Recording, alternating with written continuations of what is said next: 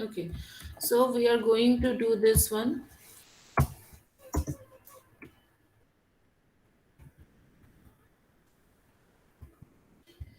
Create a dictionary with names of employees and their salary to access them. So please suggest me what maybe the logic that we have to follow. पहले हम क्या करें बताइए, बताओ.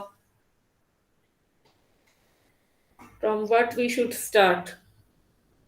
Any suggestion?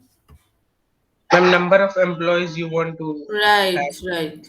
Number of employees we want to insert. Right. So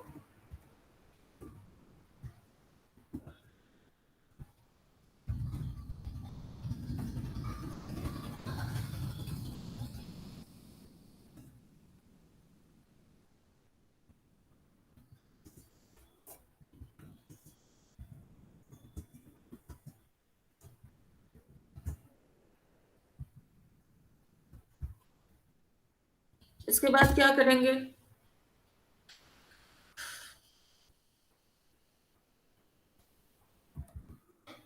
बताओ. For I in range and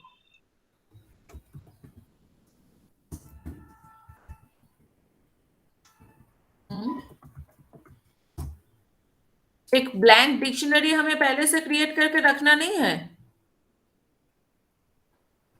oh किसके yes ma'am. अंदर insert करेंगे? मैम ऊपर for से पहले. ठीक है. Yes ma'am. अब बताओ क्या लिखें.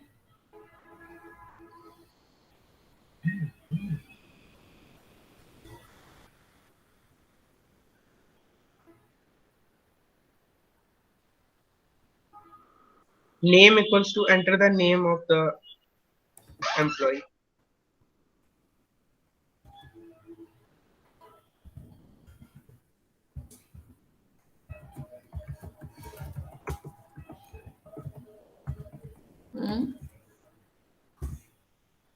एन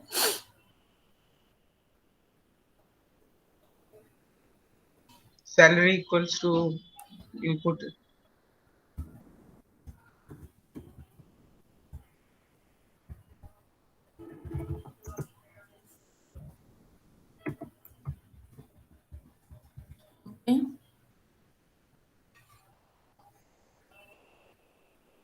इसके बाद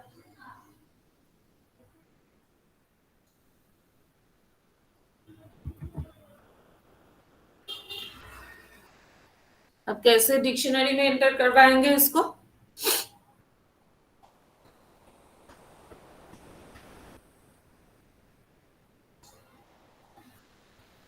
कैसे करेंगे?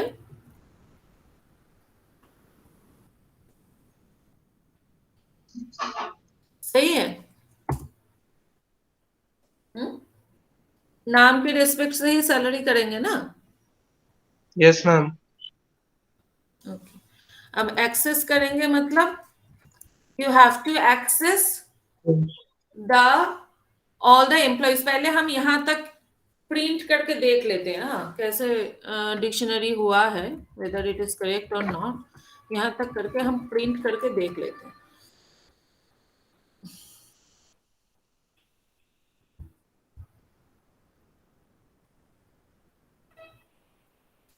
सोचो कि ज्यादा नहीं देते हैं, ओनली 2 एम्प्लॉय का देंगे हम.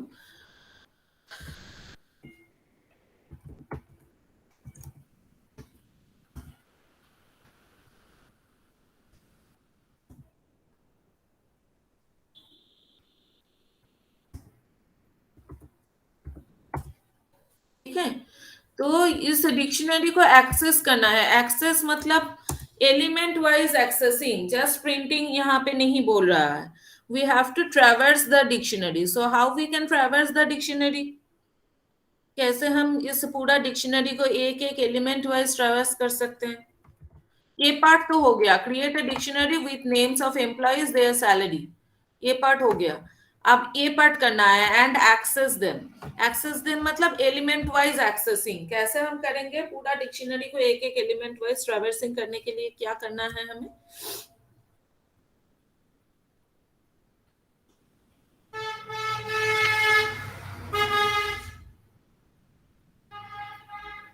बताओ मैम डिक्शनरी ट्रांसवर्सिंग से। सॉरी, और एक बार बताओ। मैम डिक्शनरी ट्रांसवर्सिंग से हो जाएगा। डिक्शनरी क्या बोल रहे हो? I am not getting you. Ma'am dictionary traversing. Dictionary traversing? No ma'am, traversing. हाँ, वही तो, उसी का मैं सिंटैक्स जानना चाहती हूँ। डिक्शनरी ट्रैवर्सिंग हम कैसे करेंगे? मैम वो याद नहीं। For record in हाँ, EMP, for record in EMP, okay, record okay, record in in EMP. EMP. Who is telling this? Shudipto? No, ma'am, Subhendu. Shubhendu. Okay. For record in EMP, then Ma'am, फिर print, print फिर ma'am वो asterisk quotation में, asterisk. मतलब वो bracket दीजिए, हाँ, फिर वो डबल सिंगल कोट, कोट, नहीं सिंगल, सिंगल, अच्छा, ठीक। फिर 3 asterisk, एस्ट्रिक मतलब क्यों? asterisk 3 बार। वो तो कमेंट हो जाएगा। एस्ट्रिक देंगे तो कमेंट हो जाएगा ना।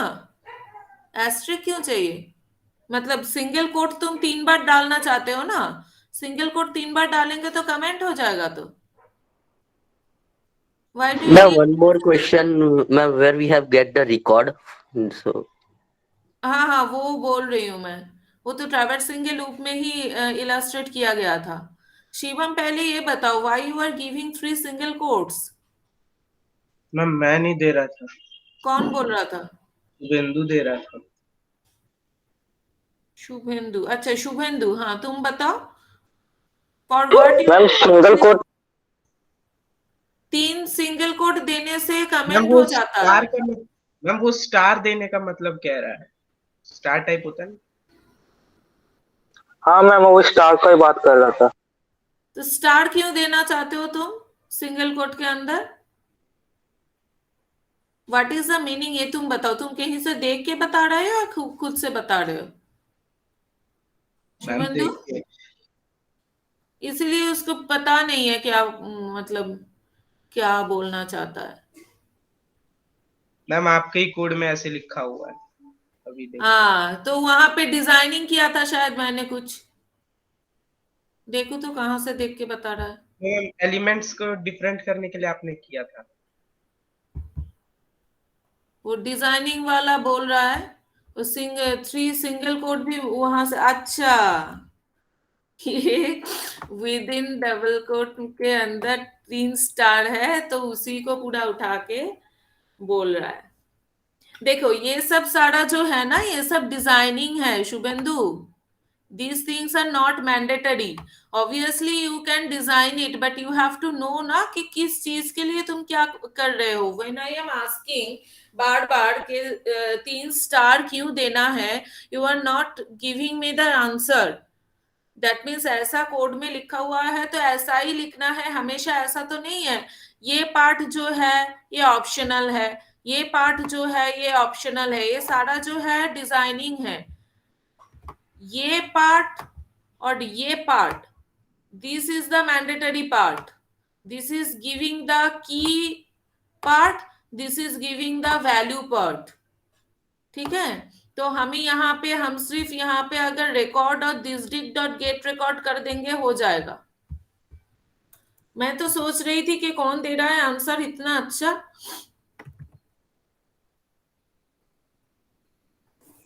यहाँ पे आ जाएगा, फिर अगर नहीं समझ के बताओगे तो यहाँ पे भी बोल दोगे this did dot record, emp dot record. अच्छा, उससे पहले कोई एक पूछ रहा था कि रिकॉर्ड कहाँ से आया ना? कौन पूछ रहा yes, था? ma'am. Ma'am, Ritan.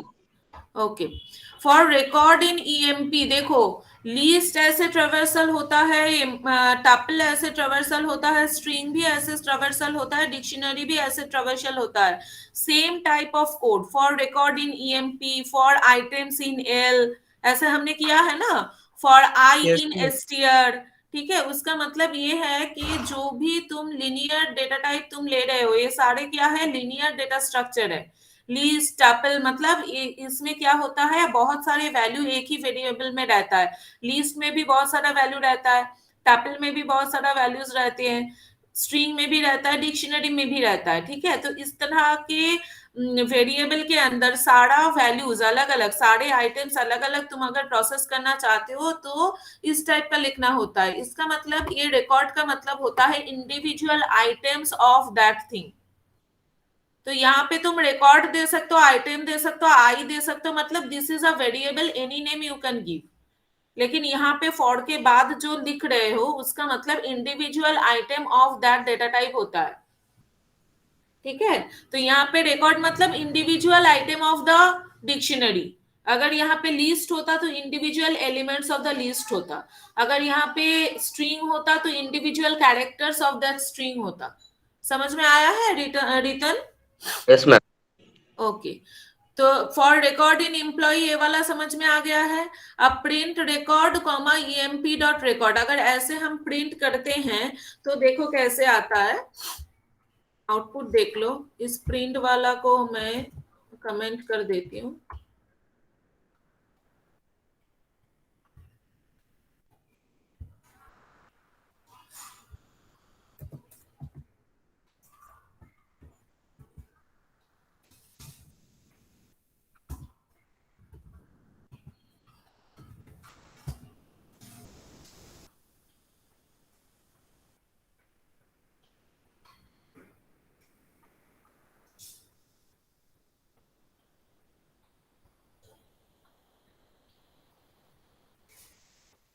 क्या हुआ यहाँ पे?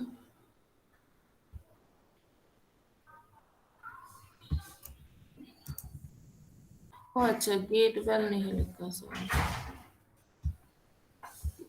गेट फंक्शन देना होगा।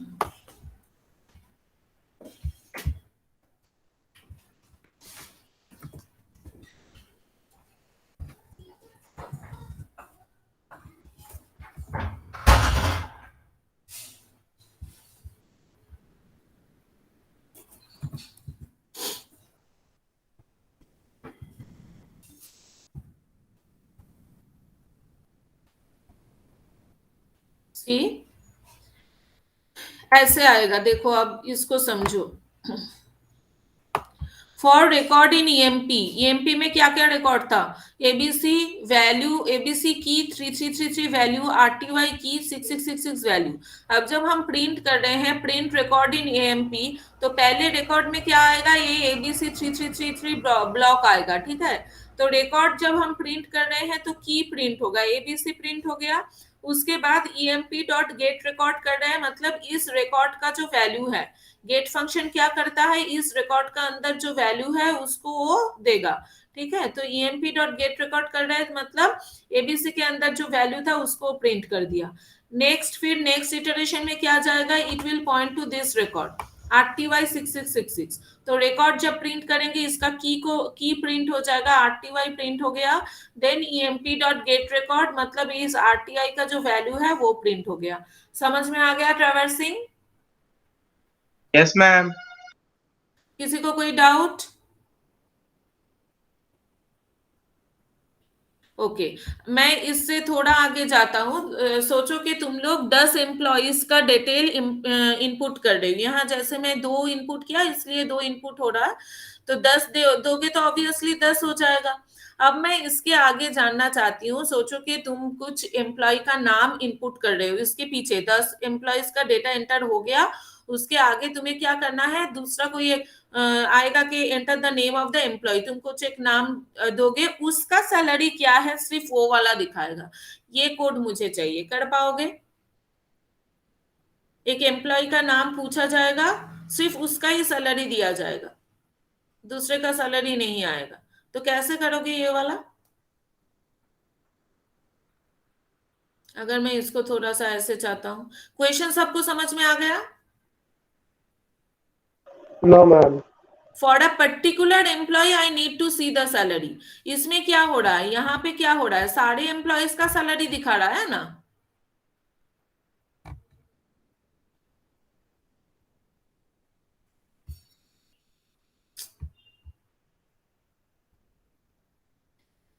मैम उसमें हमें किसी को ऐड नहीं करना है ना, मतलब 10 आदमी दे रखे उसी में से किसी एक का पूछेगा। हाँ, 10 आदमी मैं वो उसी में दूंगी, ऐसे चला के लूप चला के यहाँ पे 10 लिखूंगी, 10 का वैल्यू एंटर करेंगे। ठीक है, आप उसके नीचे आएगा enter the name of the employee whose salary you want to see. तो तुमने कुछ नाम दे दिया, अगर वो एम्प्लॉय प्रेजेंट है तो उसका सैलरी आएगा, अगर वो एम्प्लॉय प्रेजेंट नहीं है तो आएगा एम्प्लॉय नॉट फाउंड।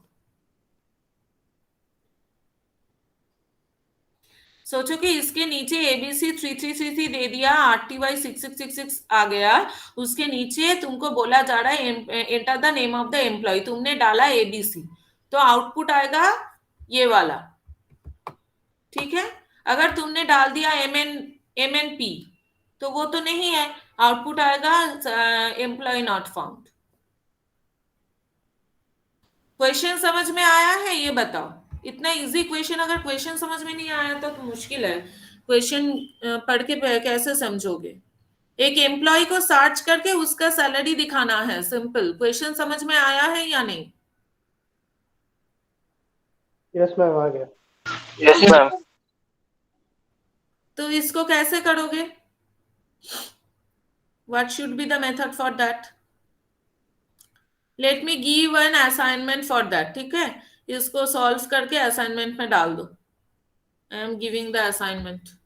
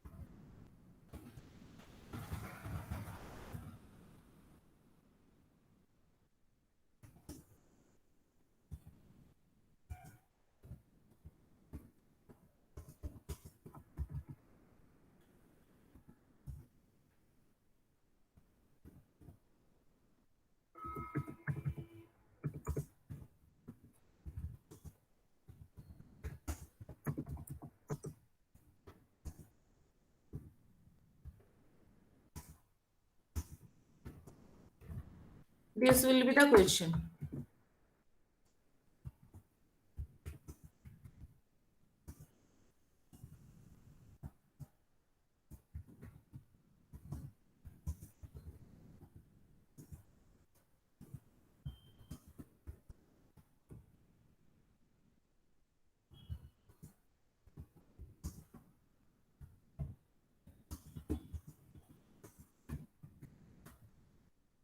ठीक है,